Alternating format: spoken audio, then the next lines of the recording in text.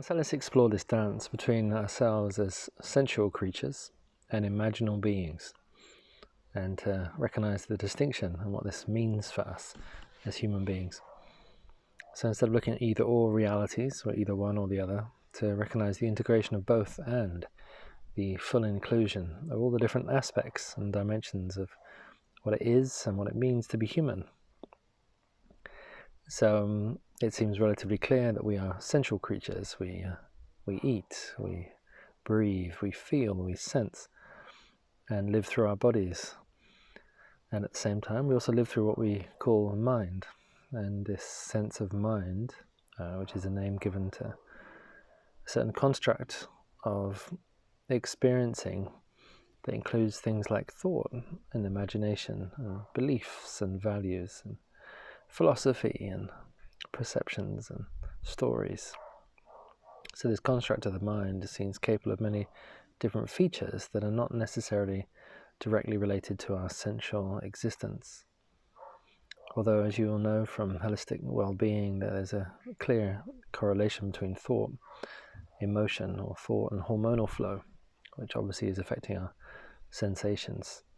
So we can have a real negative thought loop and can create all sorts of different toxic hormones in our system that can bring us down and have the feeling of depression or sadness or anger, frustration or grief, loss, these kind of sensual, emotional, feeling experiences. But then there are thoughts and imaginations which aren't necessarily directly correlated with immediate emotional states or sensorial states. And these could be philosophical perceptions of time and change, or any such philosophy that is not immediately relevant to the physical experience. Although even these things can have an impact on our hormonal system and our emotional state and sensual experience, whether it's subtly or gross, very obviously affecting us. So we have an immediacy of experiencing our sensual existence.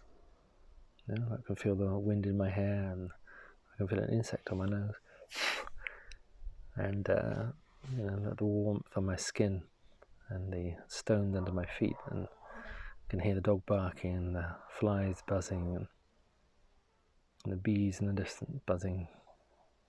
I can see, smell, taste and touch the reality that I'm presently experiencing.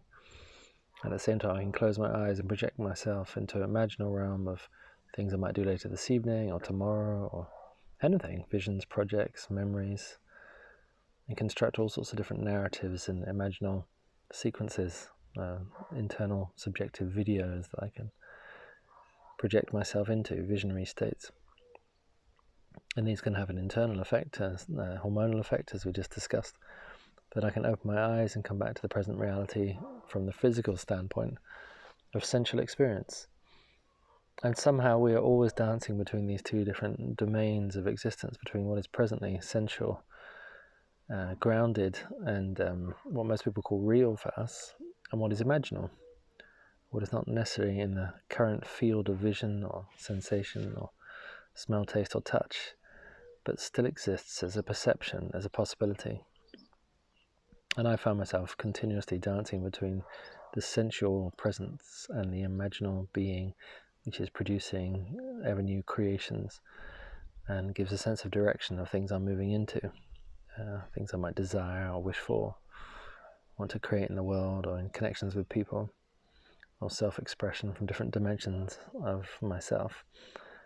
So there's a lot happening in this interior, imaginal, intentional, thought, subtle realm at the same time as that which is happening in our sensual physical body.